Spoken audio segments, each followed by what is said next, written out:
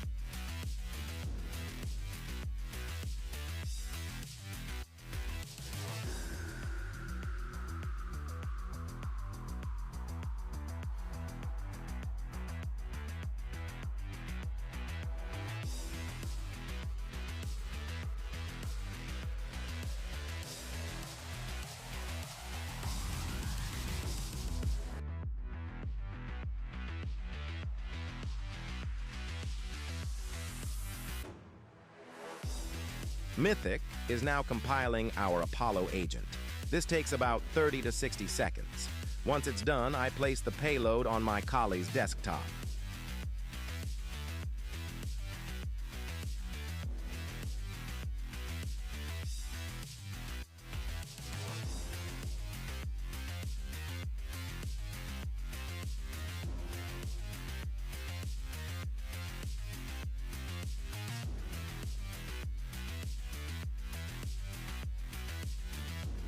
In a real engagement, we'd deliver this payload through phishing, a compromised website, or by exploiting a vulnerability. For this demo, I'm simulating a scenario where a user downloads and executes our payload. Excellent. We have a callback. We now have command and control over this system. Let's interact with it. After some recon, we see that we have an account that is vulnerable to Kerberoasting. Let's exploit it. Kerberoasting is a technique where we request Kerberos TGS tickets for service accounts, then crack them offline. The beauty of this attack is that it doesn't require elevated privileges and generates minimal logs. I'm going to use Rubeus, a popular Kerberos exploitation. First, I need to register it with Apollo. I'm uploading Rubeus.exe to the agent's memory. This won't touch disk. Now let's execute Rubeus to extract the Kerberos hash.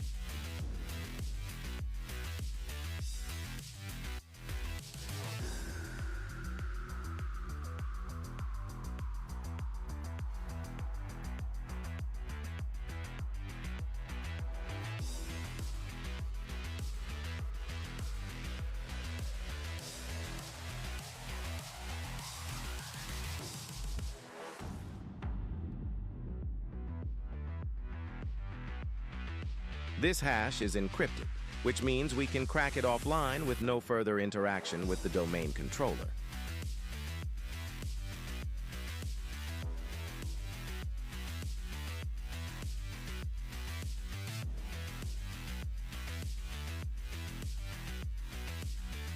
Let me crack this with Hashcat.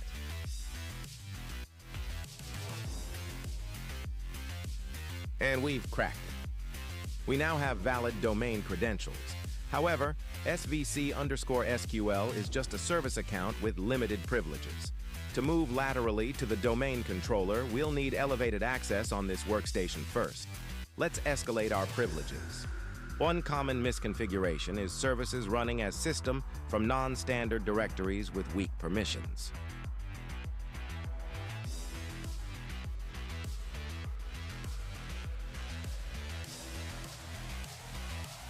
We've found a service that is running as local system.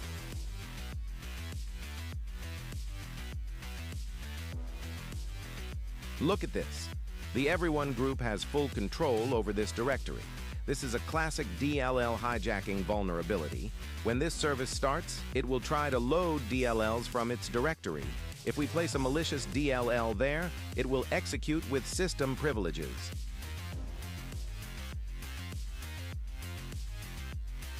This DLL will execute our Apollo payload when loaded by the service. The payload will run with the same privileges as the service. It will run as system. Now let's upload it to the vulnerable directory.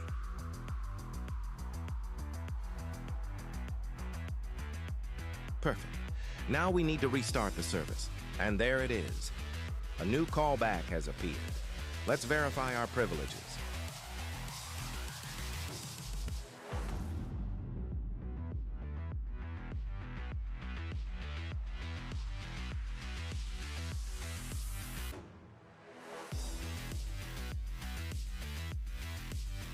Perfect. We've successfully escalated to NT Authority /system through DLL hijacking.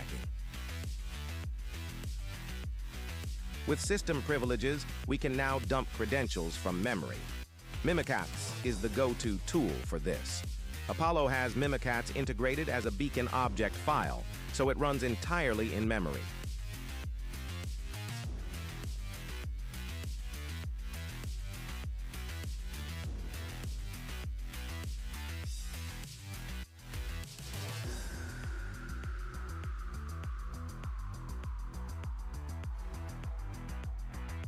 We've extracted credentials from LSAS memory, and we now have AD-admin's NTLM hash.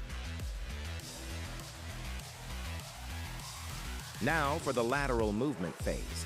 Using Impacket's WMIXEC tool, I can authenticate to the domain controller using just the NTLM hash.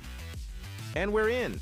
We've successfully authenticated to the domain controller as a domain admin using a pass-the-hash attack. Now for the final step, complete domain compromise. Using Impacket's secrets dump, we can perform a DCSync attack to extract all domain credentials from the domain controller. If you found this helpful, smash that like button and subscribe for more Red Team and penetration testing content. I post videos on offensive security, Active Directory attacks, C2 frameworks, and practical penetration testing techniques. Thanks for watching. Stay curious, stay ethical, and I'll see you in the next one.